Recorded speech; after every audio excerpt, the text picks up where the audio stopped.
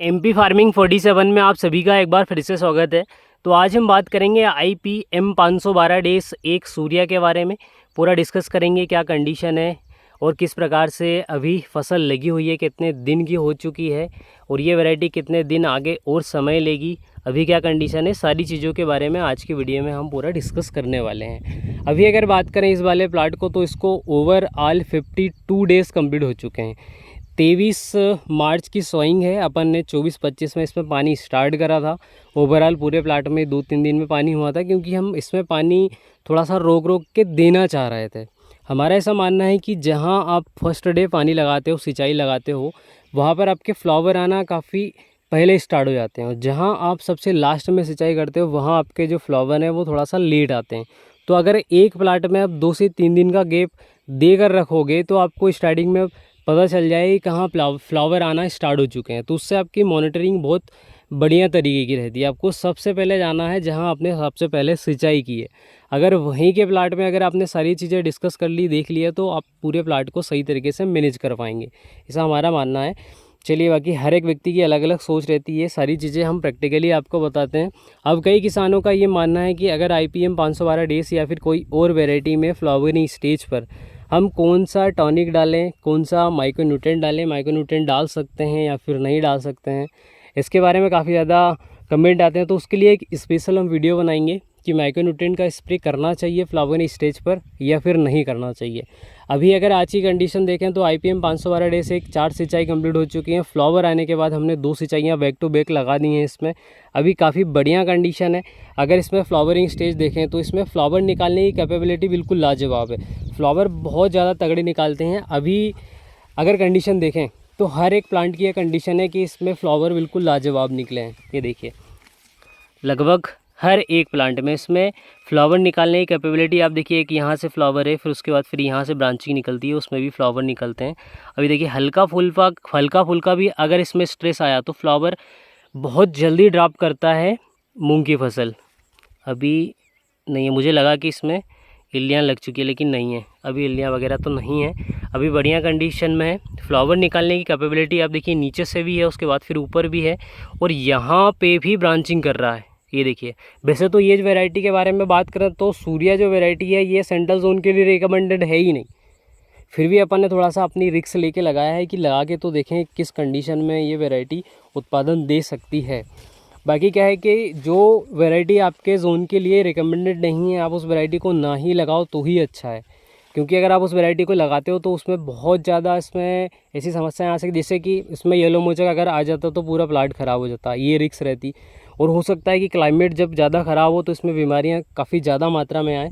तो इस वैरायटी को जैसे कि आप अगर ना ही लगाएं तो ही ठीक है, और अगर आप अपनी रिस्क पे लगाते हैं तो फिर आप इससे उत्पादन भी ले सकते हैं, और अगर आपको अच्छी लग रही है तो इस वैरायटी को आप लगा भी सकते हैं। तो ये चीज़ें हैं, मतलब वैसे तो जो वैरायटी रिकमेंडेड नहीं है उस वैरायटी को नहीं लगाना चाहिए, लेकिन फिर भी अपन ने एक थोड़ा सा रिस्क लेकर लगाया है तो उसका शायद हो सकता है कि फल भी अच्छा मिल जाए। अभी तो काफ़ी बढ़िया कंडीशन में लगी हुई है। बाकी जैसे कि लास्ट टाइम मैंने आप सभी को बताया था कि वाटर मैनेजमेंट आपको सही तरीके से करना है। जैसे ही फ्लावरिंग स्टेज आए उसके बाद फिर आपको कंटिन्यू इसमें सिंचाई व्यवस्था रखनी है। अब सिंचाई व्यवस्था के बारे में बात करें, अब कई किसानों की मिट्टी अलग अलग है, जैसे किसी की मिट्टी में काफ़ी ज़्यादा हार्डनेस रहती है या फिर वाटर होल्डिंग कैपेसिटी काफ़ी ज़्यादा है। तो अब ऐसे प्लाट में अगर आप 6 दिन 7 दिन में भी सिंचाई करते हो तो भी उस प्लाट में कोई समस्या नहीं आती है। लेकिन अगर बात करें हल्की मिट्टी, जैसे हमारी जो पीली मिट्टी है जो कि ऊँट की पीठ जैसा उधर जो वाला प्लाट है, उसमें अगर सिंचाई की बात करें तो उसमें हमने इस वाले प्लाट में हमें फ्लावर आने के बाद 3 सिंचाइयाँ करनी पड़ती हैं, और तो उधर थोड़ा सा 1-2 सिंचाई थोड़ा सा ज़्यादा करना पड़ता है, ये कंडीशन रहती है। तो लगभग सभी किसान के साथ ये समस्या रहती हैं।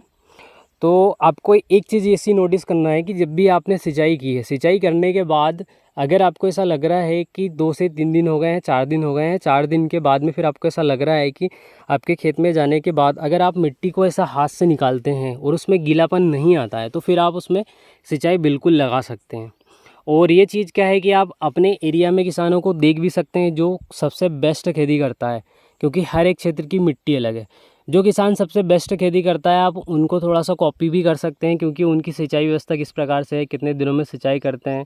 केमिकल की बात करें तो केमिकल के बारे में तो सारी चीज़ें अपन अपडेट कर ही देते हैं। बाकी सिंचाई की व्यवस्था आपको अपने क्षेत्र के अनुसार करना चाहिए, क्योंकि आपके क्षेत्र में मिट्टी किस प्रकार की है, किस प्रकार की नहीं है, सिंचाई व्यवस्था आपकी जो मिट्टी है उसके ऊपर डिपेंड करती है कि आपकी मिट्टी कितने दिनों में आपके खेत के लिए या फिर आपकी फसलों के लिए सिंचाई व्यवस्था मांगती है। क्योंकि हमारे क्षेत्र में भी अब एक ही प्लॉट है, उसके बाद भी सिंचाइयाँ अलग अलग रहती हैं। जैसा मैंने लास्ट टाइम आपको बताया भी है कि एक प्लाट में अगर आप सही तरीके से वाटर मैनेजमेंट करते हैं तो आपको किसी भी प्रकार के टॉनिक के इस्तेमाल करने की ज़रूरत नहीं रहती है, फर्टिलाइज़र यूज़ करने की ज़रूरत नहीं रहती है। वैसे तो एक टॉपिक था कि फर्टिलाइज़र का यूज़ हमें फ्लावरिंग स्टेज पर करना चाहिए या फिर नहीं। अब ये टॉपिक हम नेक्स्ट वीडियो में कवर करने वाले थे, लेकिन हमने सोचा कि इसी वीडियो में आपको थोड़ा सा जितना जल्दी पता चलेगा उतना बेटर रहेगा। अभी जैसे आप किसी भी टॉनिक का इस्तेमाल करते हैं, वैसे तो मूंग में काफ़ी ज़्यादा कई वीडियो में हम बता चुके हैं आपको कि टॉनिक का इस्तेमाल अगर आप ना करें, फूल फल निकालने के लिए अगर टॉनिक का इस्तेमाल कर रहे हैं तो आप बिल्कुल भी ना करें। लेकिन फूल के लिए हमेशा किसान जाते हैं कि भैया फूल बढ़ाओ के लिए हमें टॉनिक दे दो। अब देखिए, मैं आप सभी को एक उदाहरण देकर समझाने की कोशिश करूँगा। शायद हो सकता है कि उदाहरण मेरा थोड़ा सा सही वे में ना जाए, मैं आपको सही तरीके से समझा ना पाऊँ। अगर सही तरीके से समझा पाया तो कमेंट बॉक्स में ज़रूर बताना कि आपका उदाहरण सही था। अब एक उदाहरण मैं आपको देकर थोड़ा सा समझाना चाहूँगा। एक ऐसा व्यक्ति है, दो किसान हैं, किसानों का ही थोड़ा सा मैं आपको उदाहरण देकर समझाने की कोशिश कर देता हूँ। देखिए, दो किसान हैं और दोनों किसान अपने घर की जिम्मेदारी स्वयं उठाते हैं, सिंगल हैंड उनको दोनों को ही जिम्मेदारियाँ उठाना रहता है। अब एक किसान के पास 40 से 50 एकड़ किसानी है, खेती है, और एक किसान के पास 1 से 2 एकड़ खेती है। दोनों ही खेती के अलावा कोई दूसरा काम करते नहीं हैं। अब काम दूसरा करते नहीं हैं तो उनकी जिम्मेदारी है कि खेती की जो आय आती है उसके बाद ही अपना परिवार का पालन पोषण करते हैं। अब दोनों के ही 10-10 बच्चे हैं, 12-12 मान लेते हैं, एक दर्जन अगर बच्चे हैं, तो जो किसान, क्योंकि एक सिंगल हैंड ही उसको सारा कमाना है और अपने बच्चों के लिए जो भी चीज़ों की ज़रूरत रहती है उनकी पूर्ति करना है, तो एक प्लांट भी उसी तरीके से रहता है कि अगर फलियाँ निकल रही है, फ्लावर निकल रही हैं, तो ये उनके बच्चों के अनुसार रहते हैं। खैर, ये चीज़ें ज़्यादा किसानों को अच्छी तरीके से पता है, लेकिन फिर भी अपन एक उदाहरण देकर समझाने की कोशिश करते हैं। तो अगर कोई व्यक्ति, जैसे दोनों के अगर 12-12 बच्चे हैं, तो जिसके पास 40 एकड़ ज़मीन है वो अच्छी तरीके से अपने बच्चों का लालन पालन पोषण कर पाएगा और उनका सही तरीके से ख्याल रख पाएगा। लेकिन जो व्यक्ति सिंगल हैंडेड कमाता है, उसके 10 बच्चे 12 बच्चे हैं, तो वो किस प्रकार से उसके परिवार का लालन पालन पोषण कर पाएगा? क्या सभी को भरपेट भोजन मिल पाएगा? उसी प्रकार से एक प्लांट की भी कंडीशन रहती है।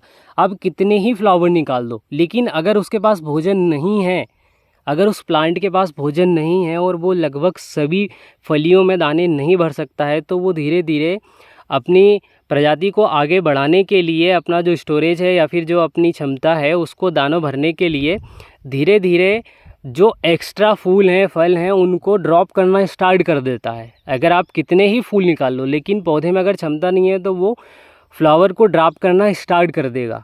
अब आप स्वयं खुद ही समझ लिए कि अगर आप फ्लावर के लिए किसी भी केमिकल का यूज़ कर रहे हैं तो मूंग की फसल में फ्लावर तो वैसे ही इतने ज़्यादा मात्रा में आते हैं कि जितने फूल आते हैं उतने ही सेट नहीं हो पाते। अगर जितने फूल आते हैं मूंग की फसल में अगर 100% तक सेट हो जाएं तो 12 से 15 कुंटल प्रति एकड़ के हिसाब से मूंग की फसल उपज दे सकती है।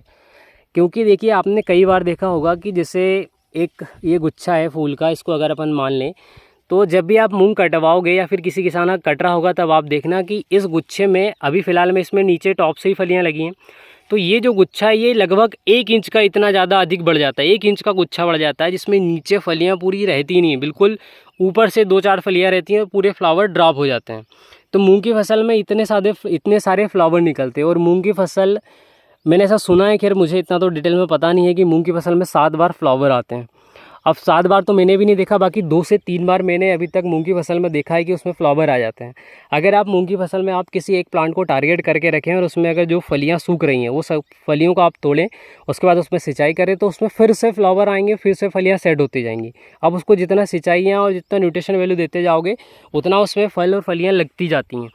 तो अगर आपके प्लांट में क्षमता है तो आपका प्लांट क्या करेगा, और वाटर मैनेजमेंट अगर सही है तो आपके प्लांट में और आपके पौधे में सही तरीके से पूरे फ्लावर भी जमेंगे और फूल भी जमेंगे। तो ये तो कंडीशन भी आपको बता दी है कि आपको टॉनिक का इस्तेमाल करना है कि नहीं। ये पिछली बार भी मैंने आप सभी को बताया था, लेकिन उसी टॉपिक में ये कमेंट आए थे कि भैया हमें कौन से टॉनिक का इस्तेमाल करना है फ्लावरिंग स्टेज पर। तो अगर आप किसी टॉनिक का ना ही इस्तेमाल करें तो ही अच्छा है। आप रैपिगो लिक्विड का इस्तेमाल कर सकते हैं, क्योंकि जो स्ट्रेस रहता है पौधे के ऊपर, उस स्ट्रेस को वो सहन करता है। या फिर आप बिल्लो वुड का बॉन्ड के नाम से एक केमिकल, ये एक बॉन्ड के नाम से आता है एक प्रोडक्ट, आप उसका भी इस्तेमाल कर सकते हैं। वो भी आपकी फसल को स्ट्रेस से फ्री रखता है। तो आपकी फसलों में किसी भी प्रकार का कोई भी स्ट्रेस नहीं होना चाहिए। आप फ्लावरिंग स्टेज के बाद जितना कंटिन्यू पानी लगाएंगे उतना बेटर रहेगा। आपके प्लॉट में नमी होना चाहिए। और इस स्टेज में क्या होता है कि मूंग की फसल में 8 दिन से ज़्यादा कोई भी केमिकल आप यूज़ करो आपको रिजल्ट नहीं मिलेगा। और अधिक मात्रा में अगर कॉम्बिनेशन करके आप किसी भी इंसेक्टिसाइड का अगर इस्तेमाल करोगे तो भी आपकी मूंग की फसल के ऊपर साइड इफ़ेक्ट देखने को मिलेंगे।